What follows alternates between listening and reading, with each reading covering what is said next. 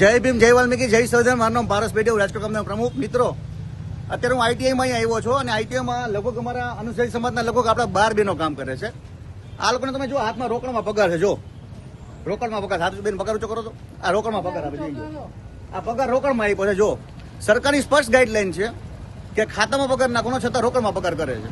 અને કોન્ટ્રાક્ટરને જયારે આ બાબતે વાત કરવાનું કીધું તો ભાઈ ગયા અત્યારે કે ભાઈ તમે છે ને ઓફિસમાં વાત કરો. કઈ ઓફિસમાં શું છે? આવું અમને દબાવ ધમકાના પ્રયાસો કરે છે. રાજકોટ કામદાર યુનિયન કોઈ પણ ભોગે કોઈના બાપથી ડરતા નથી, એ વાતને યાદ રાખી લે. બરાબર. આ બાબતે અમે હમણાં જે જીડીએસબી કૌભાંડ બહાર પાડ્યું એમાં પણ એવું કીધું કે ખાતામાં પગાર નાખો, પીએફ આપો, એસએ આપો, બોનસ આપો, એના મળતા હકો આપો.